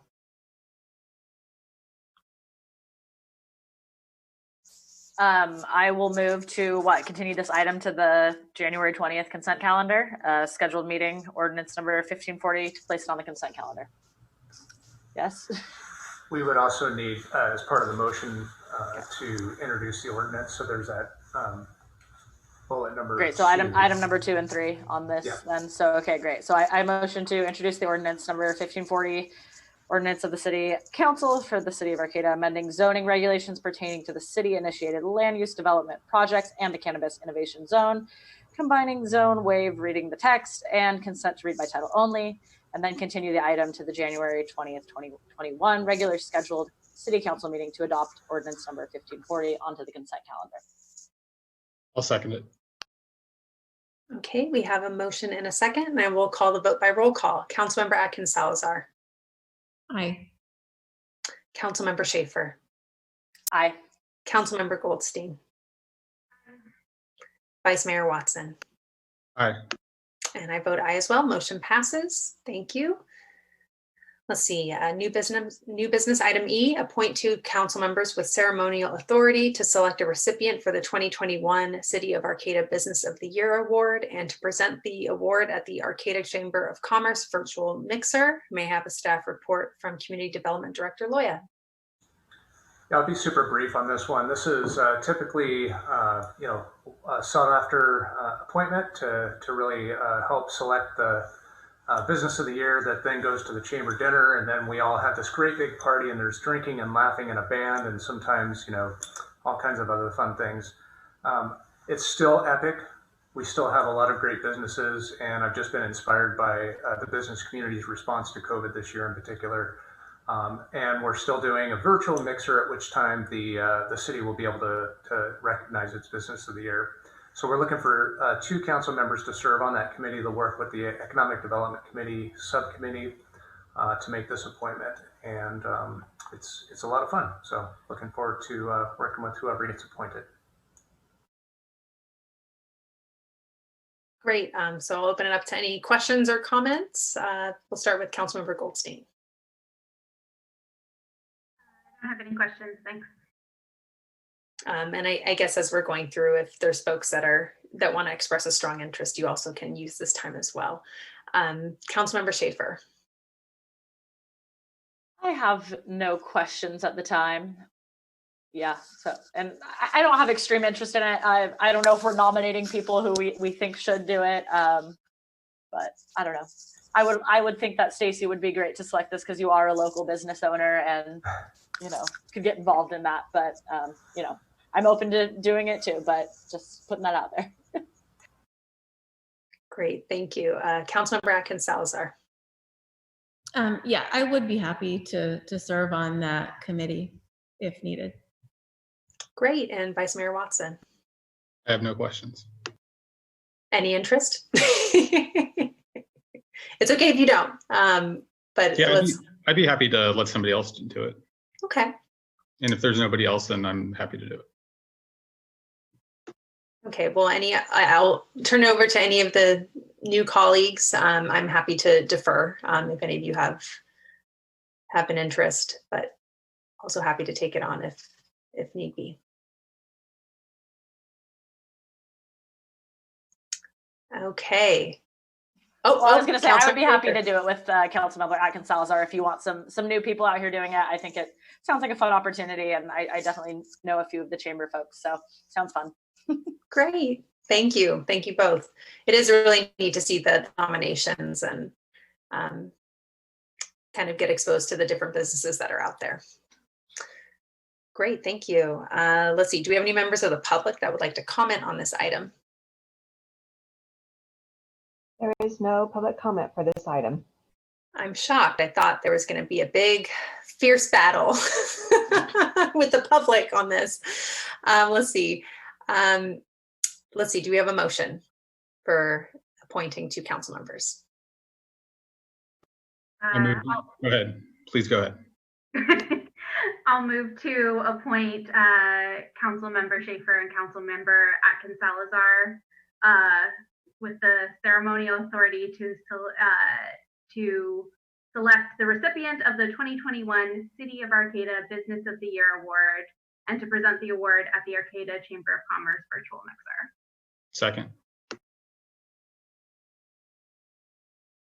Okay, we have a motion and a second, and I will call the vote by roll. Councilmember Goldstein. Aye. Councilmember Schaefer. Aye. Councilmember Atkins Salazar. Aye. Vice Mayor Watson. Aye. And I vote aye as well. Thank you, everyone. Next, we will move to new business, item F, City Goal Setting 2021-22 preparation. Turn it over to City Manager Deemer. Thank you, Mayor and Councilton. This item is in part born out of a discussion that we had at your last meeting where we heard a report out from the new council members that were elected this year, feedback that they heard, during that campaign. And I think in reflection of that, recognizing how that feedback is just mirrors very closely a lot of the feedback that's already reflected in the city's current priority projects for the 2021 fiscal year. And then quite a bit of what we heard through either the Plaza Improvement Task Force, the Public Safety Committee, or some of the work we've done around homelessness services and economic recovery associated with COVID over the last over the last year, and working with our homelessness services working group over the last several years. And we anticipate, so the City Council with several new members will enter into a goal setting process in March. And we anticipate that the financial effects of COVID will again really limit our ability to do a lot of new programs, and will restrict some of the existing programs that we have going into the 2021 fiscal year. And just recognizing that we will have to be very sharply focused on our priorities and work very hard to leverage what resources, financial resources we have to bring to some of the complicated issues that we're facing here in Arcata, with the partners that we have and with additional partnerships that we can grow. So the request before you tonight is going to expand on some of the discussion that you had at your last meeting. And I think the proposal in part from the mayor is to have a series of stakeholder meetings to, one, kind of define what are those top priorities of this current council, and then to have a series of stakeholder meetings where you would pair up in twos to meet with stakeholders on each of those items to try to develop, are there some real tangible goals that the city could consider for the 21-22 fiscal year. And then as subcommittees, you would bring that back to better inform our goal setting process when we all meet again in March on kind of the broader topics, and then really setting some of those priority projects. So I put in your packet, kind of just a potpourri of stuff for especially the new council to review. And it includes this current year's priority projects that the council identified. You probably quickly recognize that, of course, we did goal setting in February and March of last year, just before the pandemic, right? So once we got finalized through the budget process, many of those priority projects were unable to be funded for the current fiscal year. So the list that we put in your package did provide an update that we gave to the council to just kind of memorialize what projects were pushed associated with budget not being able to be allocated due to the fiscal crisis of COVID-19. But we also put in just a list of priorities that we have heard over a series of a number of meetings we've had in the Valley West neighborhood between 2017 and really 2020 at this point. And then the priorities, just like the meeting before we went into the coronavirus shutdown, the council had just prioritized specific projects that were suggested by the Plaza Improvement Task Force as we were heading into our budget session. All of those projects then were sidelined associated with our fiscal conditions but I included that list that just kind of had the starred priorities that the council at the time identified from the work that that task force did. So there is a lot of other documents that we can bring forward depending on what you as a council identify as those priority areas to research a little bit before we get into goal setting, if that is the desire of the council. But I think we need to start with identifying what those are, and then identify as a group who you would like to have as your subcommittees of two for those stakeholder meetings. And then brainstorm either tonight or have the council just forward to myself, potentially who those stakeholders are that you want to make sure are invited to those meetings. And then staff can start to work with that. I also just noted that we do have two groups that are meeting regularly, one on homelessness services working group that we have, and then the other one is the Economic Recovery Collaborative that also meets. And those 8 bodies, I think, could be kind of a nucleus of a stakeholder meeting and could sort of host a stakeholder meeting if those 2 topics became part of the council's priorities moving forward. So, but I think just sort of put this back to the mayor at this point to further define if there's process steps you'd like to see, and then figure out sort of the challenging environment of Zoom of how we would like to brainstorm around this tonight.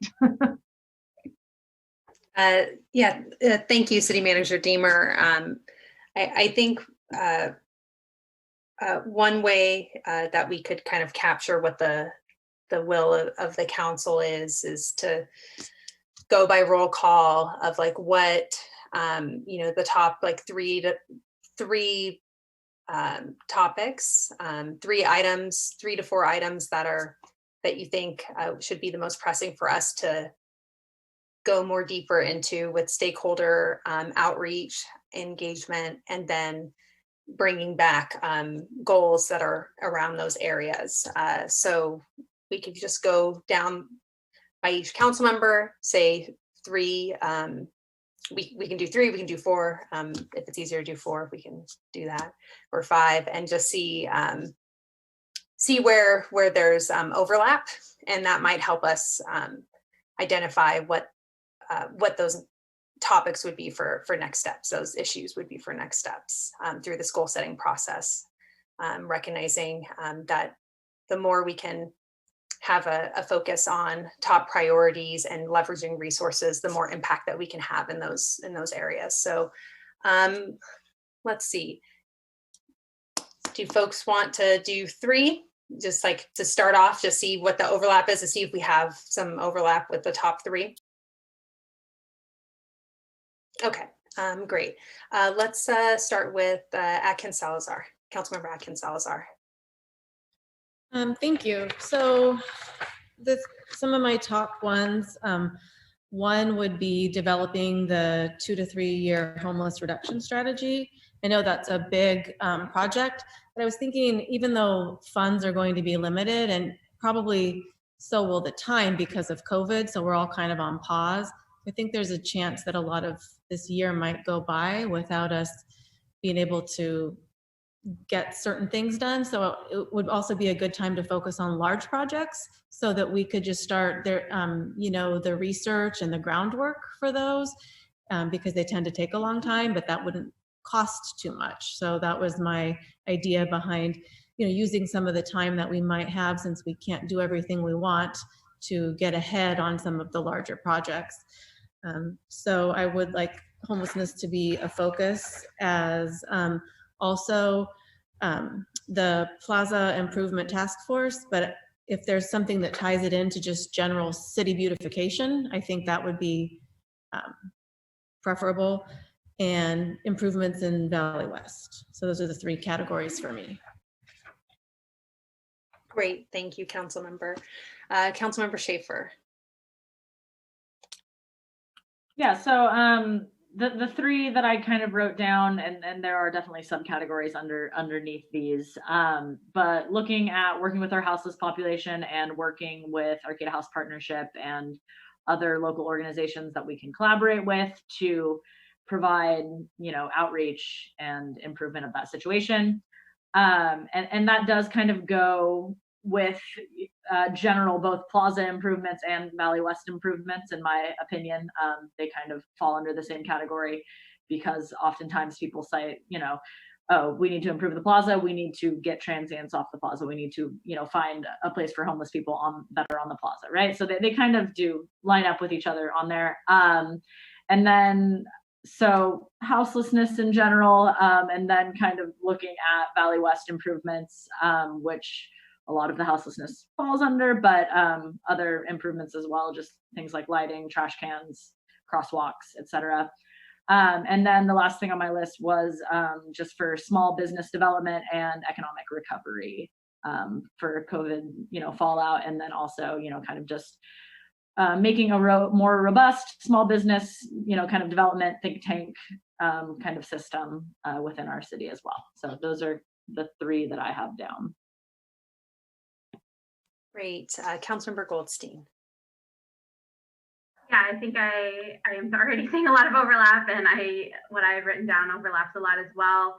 I would definitely like to see a focus on housing and houselessness, both from a preventative standpoint and an intervention standpoint. So services, as well as we were talking earlier this evening, things like rental assistance to keep people stably housed from a preventative standpoint. I would like to see a focus on mental health and other social services in connection with that, in terms of emergency response, and who's showing up to emergency calls. And then definitely a focus on support for Valley West and putting the energy that we see going into a lot of the rest of Arcata going into Valley West. And really listening to the people that live there up in that community, to what they're demanding and asking for their neighborhood and their community. And I think, as Sarah had said, a lot of it is better lighting, trash cans, some really basic stuff that we should be able to deliver, in my opinion. So I'd really like to see our energy go there. Thank you. Vice Mayor Watson. I would say homelessness, economic recovery, and city infrastructure.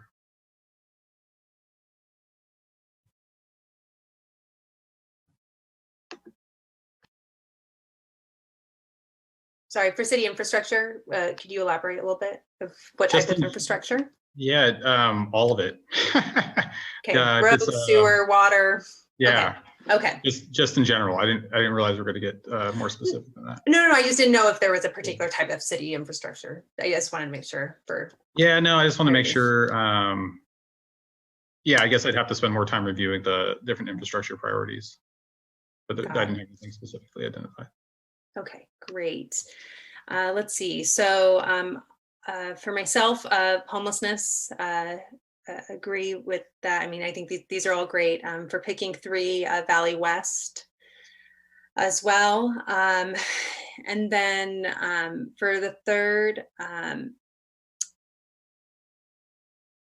think it's tricky, right? Because I feel like there is obviously some overlap when we talk about city beautification. Or addressing issues around the plaza. There's these other benefits, but I think for me, I think the third one would be economic recovery. Identifying strategies around that, and maybe there's things that will overlap and other interests, but that's an area that I think we could look at more. This is not to say, I think in our goal setting process that there's I think an important distinction is that there is ongoing work that our departments do. So when we talk about goal setting, this is not to say that other work doesn't happen. It's like we just got an update about police reform in Arcata and the work that's happening there. I think just recognizing that if we were to leverage resources to like one project in a few different areas, what could we impact? So let's see. So we see for the top three at this point, homelessness, Valley West, and economic recovery seem to be the top three. that we could do some follow-up stakeholder engagement on. I guess the next piece would be how we wanted to assign folks and do subcommittees for those different topics, recognizing that we do have folks that are already appointed to the Homeless Services Working Group and to the Economic Recovery Collaborative, but then there's also overlap, I think, of, I'm trying to think, so Economic Recovery has, yeah, could you go through what the appointments are so we can get a sense of subcommittee breakdown? Can I ask a question really fast? Sure. Where I guess I didn't see in the staff report where it said we were supposed to come with 3 choices. I read it as preparation, that's what the title is, and just talking about the process. And it feels like we are doing goal setting right now. And I'm mostly concerned that I missed it. And I'm just wondering if did I miss that, or are we just coming up with picking 3 right now? So I think really for this process, thanks for asking a clarifying question, is to identify what types of stakeholder meetings we want to do a deeper dive on for there to be feedback into the goal setting process. So if there are, it could be 3, it could be 4, it could be 5, but I think narrowing it to what are the areas that we want to do more in-depth stakeholder engagement to identify how we can partner with community organizations and leverage resources to move the needle on some of those items. So that was really the intent. If it is the will of the council to increase that to 4 or 5 or to another number, that is, I think, an impactful number that we can make headway on.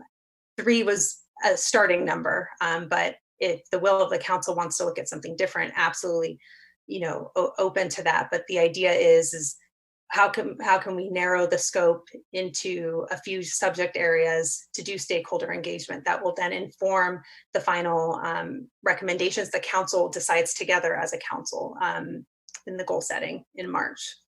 So right now we are basically picking goals. Not goals in terms of specific policies or programs, but identifying areas that this council would want to have a more focused discussion about.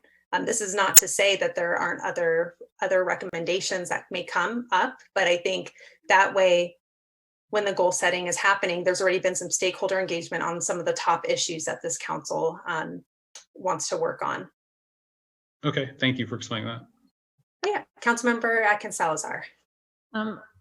Brett, I'm with you in the misunderstanding. I also didn't realize that I thought it was just more of a general discussion. And so I would like to add, if this is leading towards goal setting, then I would like to echo Councilmember Goldstein's suggestion for mental health social services. I think that is a really important big piece that I would like to focus on. Great, thank you. And that's why I said the number of 3, like if we needed to increase it, I just wanted to, as a starting point, throw out a number of like, what are the top things? So I think that makes a lot of sense. So thank you for elevating that. Okay, let me just make a note of that. I'm also in favor of the mental health social services as well. Perfect. Yeah, I feel like if we can just, make sure our goals are broad and cover overreaching a lot of areas, which it seems like they are, because we've got houselessness, then we're talking about the economy and the other one. So I think as long as we're being broad in our goals, that's the best we can do. No, thank you for that. And that really is the intention, because it really, I'm hoping, is the stakeholder engagement that will inform the subcommittees about specific recommendations on those areas. Absolutely. Thank you. And definitely want to make sure this is a process that that makes sense for where we want to go as a council. Let's see, are there any members of the public that would like to comment on this item? There is no public comment on this item. Okay, thank you.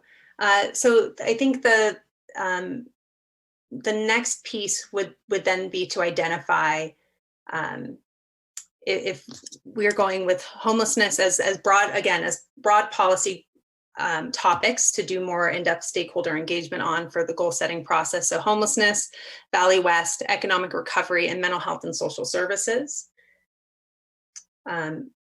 First of all, are there any questions or comments about those being the four priorities to delve in deeper to provide policy or programmatic recommendations for goal setting? Unless another council member disagrees, I'd like to add a fifth one of city infrastructure.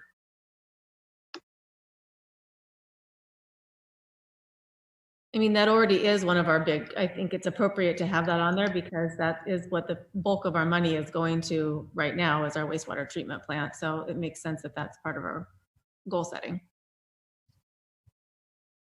Okay, great. Okay, so let me just go through the list again for the public's benefit. We'll be doing more in-depth stakeholder engagement on 5 topics. So homelessness, Valley West, economic recovery, mental health and social services, and city infrastructure. Okay, great. So now we just need to identify subcommittees to participate in these stakeholder meetings. But it sounds like I was asking City Manager Deemer if you could just review who's appointed to the economic development and the homeless services working group so we can start to get a sense of where folks are already assigned and we can figure out how we want to best divide up the stakeholder engagement. Sure. So on our COVID-19 Economic Recovery Collaborative, it is Vice Mayor Watson and Councilmember Atkins Salazar. Councilmember Atkins Salazar is also the liaison for Main Street, and the alternate for Main Street is Councilmember Schaefer.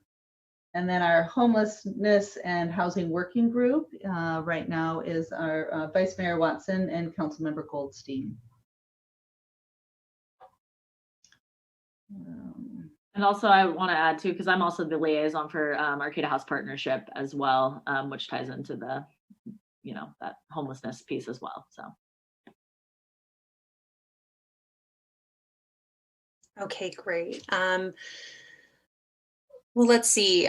Do we want to go down the list of areas and see what folks are interested in being a part of a subcommittee? So first we have homelessness. So we have mention of some folks that are already engaged in that work, but I didn't know if there were folks that had a strong opinion of serving on this particular subcommittee.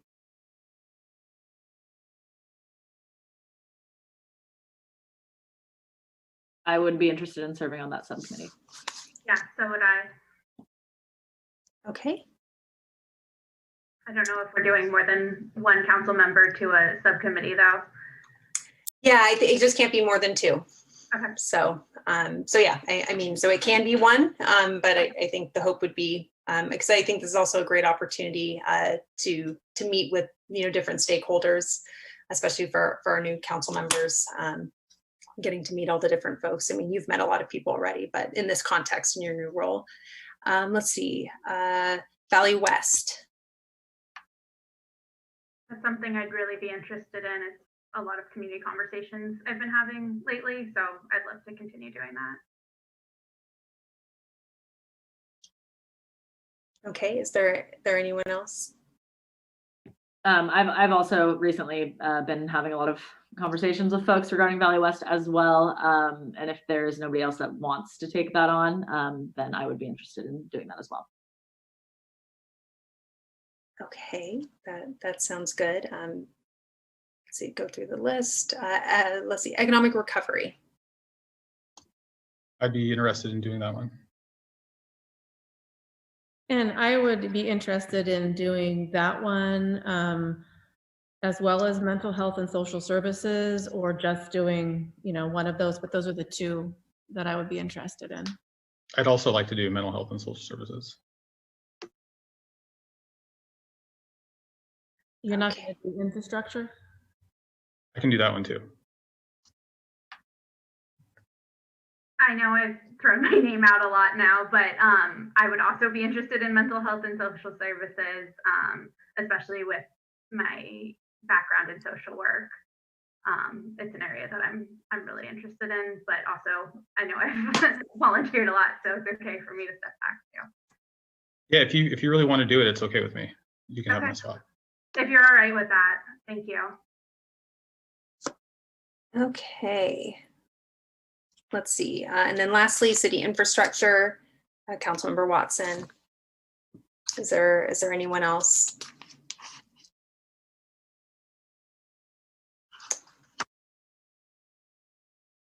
I can do by myself, unless you want to join me.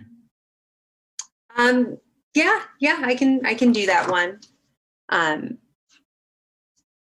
Let's see. I definitely just wanted to give space to the colleagues here if any of you had a strong preference. So I figured I would just fill in a gap wherever I could be most useful. So perfect. So let me just go through the list. So for homelessness, we have for the subcommittee, council members Schaefer and Goldstein. Valley West, also council members Schaefer and Goldstein. Economic recovery, Vice Mayor Watson and Councilmember Atkins Salazar. For mental health social services, Councilmember Atkins Salazar and Councilmember Goldstein. And then for city infrastructure, Vice Mayor Watson and myself. Okay, are there any questions? This is a new process, so definitely want to make sure that we're all on the same page. So thank you so much for asking clarifying questions as we're working through this, so that it makes sense to everyone and also to the public. So, are there any other questions or comments? So I guess I would just like to clarify sort of next steps moving forward. Because I think the intent was we would have, this sort of wrapped up by your January 20th meeting. So I think this is great progress. We've got 5. I guess I would also suggest that, if you think about it over the next couple of weeks, you'll have a chance to hopefully revisit this on the 20th if there are some changes that the council would like to make. And between now and then would be if folks could really start jotting down stakeholders that they would like to see invited to these meetings. We are going to try to do this in a pretty condensed time frame as I think through it this evening, hoping to hold, these 5 stakeholder meetings then in February, but in time to be able to tabulate all that information and get that out to the council for your goal setting then in March. So, but I would, but I don't want to rush it to the point that it is not a productive process. So I think if you take a couple of weeks to think through things, come next time with stakeholders in mind, and then really think about, are there questions that we would want to frame in those stakeholder meetings, even if they're not meetings that you've signed up for, but that we can craft some of the design of those meetings together at our council meeting on the 20th, if that makes sense.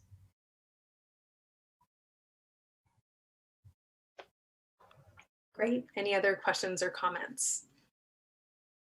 So we need to meet, or I don't know. Yeah, I guess I'm confused. We need to have meetings with stakeholders by the 20th. No. We need to identify, as a council, who you think those stakeholders are. Okay. Who do you want to make sure is invited to these stakeholder meetings between now and the 20th, and be able to come to the meeting on the 20th, hopefully with those names, or get those to myself or Kayla in my office ahead of time, so that, and then to think about, even if it's not a meeting that you're going to be involved in, are there specific questions that you would want those stakeholders to brainstorm around, so we could develop. And I'll work on that a little bit between now and next week, sort of the layout of those meetings with the mayor. But things that are on your mind to ask those stakeholders would be great to know.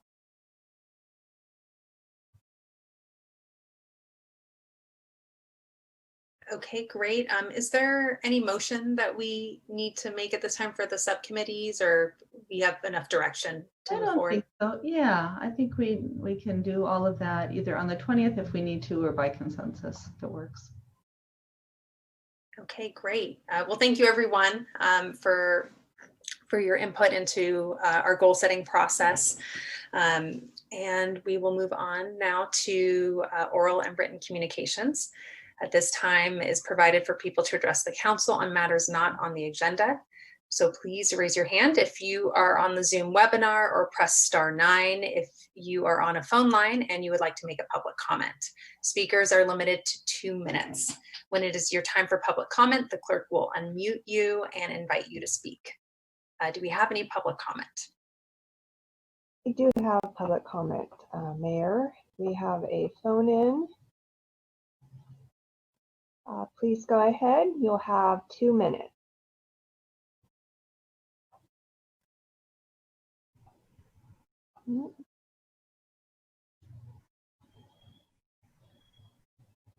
Hello, caller?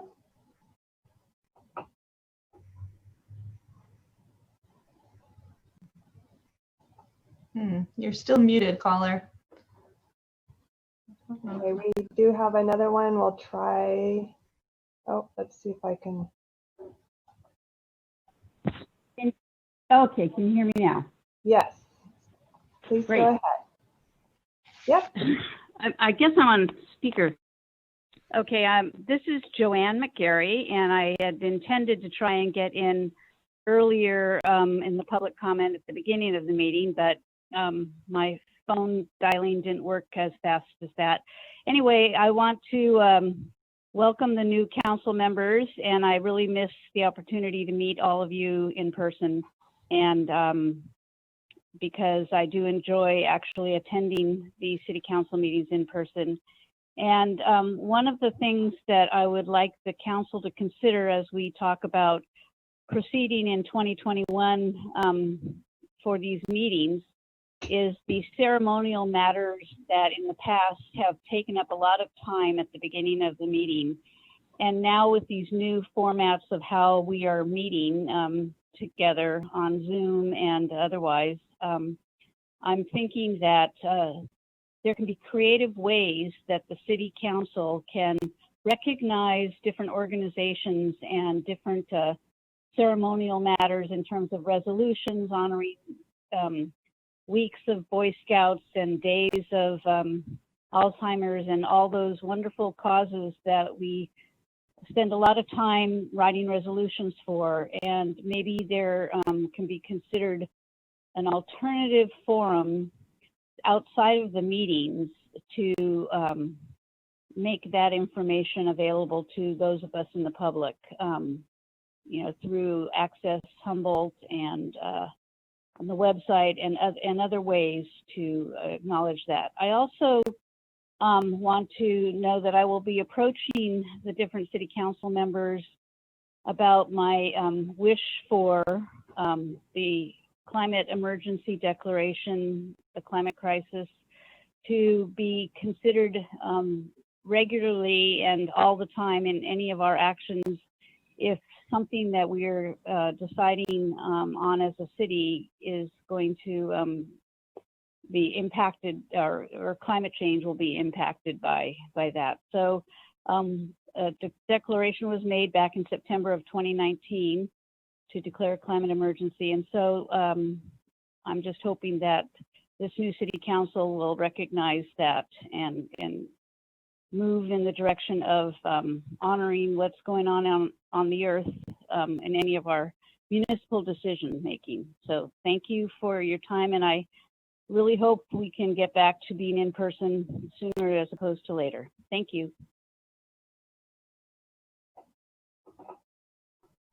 Okay, and we do have another public comment. Alex, can you go?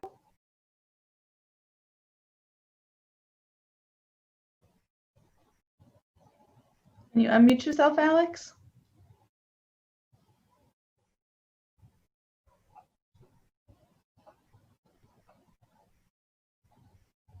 Almost. Okay. Oh, there. There we go. I'm unmuted, I think. I'm sorry. I'm using my phone. I was just mentioning that I did send out to everyone except for Councilmember Schaefer, because I hadn't gotten her email correct, that USDA through the Arcata Main Street program, or will actually be through the National Main Street program, is going to be offering 2 webinars, and they're coming up on next week.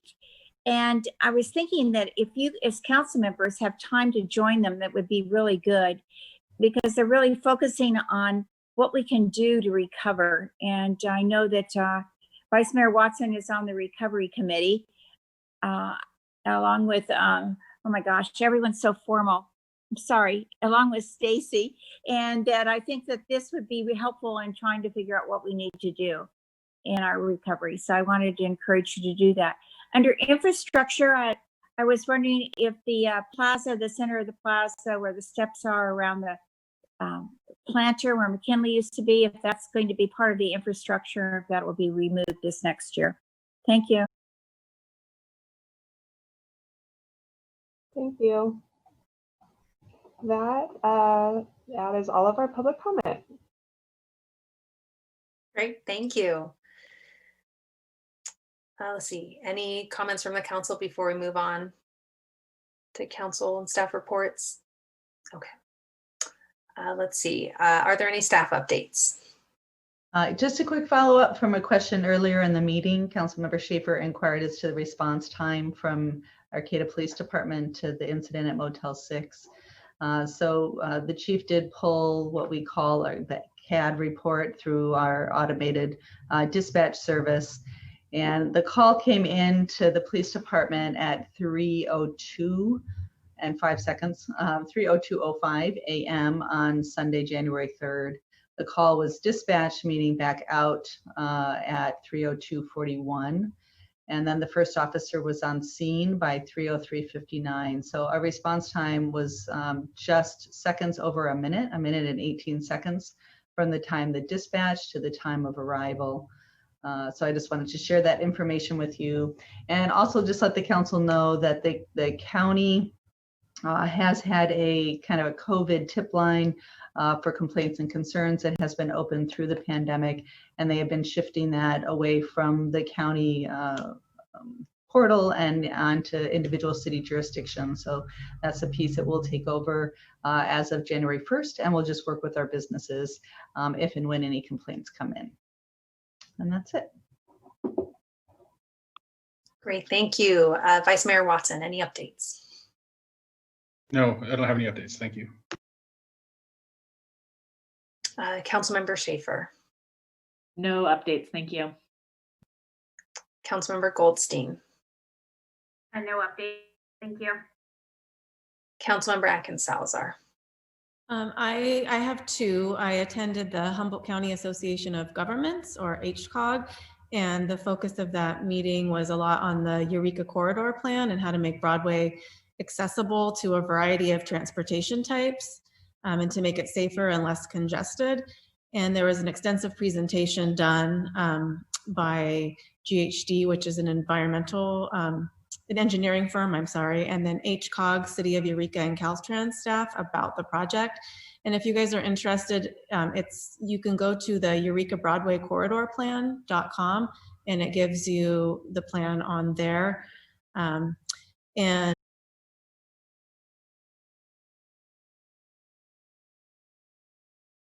we also met, and we're changing the time of our meeting so that all of the board members are able to attend. And the focus of that meeting was, the main part was focusing on some cross-promotional advertising between local businesses surrounding Valentine's Day. So the ideas are still in the works, but in general, talking about ways to pair up bigger businesses with smaller ones, like to be Valentine's and cross-promote one another, or businesses that are doing well versus some that are struggling. So just again, working businesses helping each other through this, which we've already seen a lot of in our community, and just kind of pushing forward with that. And then of course, they're talking again about, what to do for the Oyster Festival that's coming up. And although it's unknown as to whether or not we'll be able to do it traditionally and gather, Main Street is also moving forward with plans for another non-traditional way, some more ways of doing it using technology or satellite locations. And the nice thing about that is those are also things that can supplement the event in the future. So even when we get back to normal days, they're coming up with some great ideas of how to expand it and make it more of like a city-wide celebration than just really focused downtown. And they did want me to bring to the council that just in general, beyond the Oyster Festival, using the plaza and how to make it more attractive and usable. There was a lot of talk about more things for people to do on the plaza to draw in different people. And they brought up that one of the main difficulties of putting on large events on the plaza is the electrical situation, which ties in with infrastructure. And they acknowledge that that's a very expensive, we're certain, venture, but about 40% of the outlets when they were testing them weren't functioning, and that can cause problems. And they also brought up when there are festivals and large events, like the food trucks have to bring in generators and such, and it would be cleaner and greener if we could do away with those type of generators on the plaza and switch over to more electric, or even if there's something solar that we could do that provides power for events down there. That was what they said is always the main thing in trying to do events. And there, it's not just Main Street, but there we have a lot of festivals and promotions in our area, and that would benefit all the people using it. So we just focused a lot on general use and how to make the plaza better for everyone, as well as how to support each other business-wise during these times. So, and that's it. Great, thank you. And I don't have any updates as well. So with that, we are adjourned, everyone. Thank you so much. Stay safe.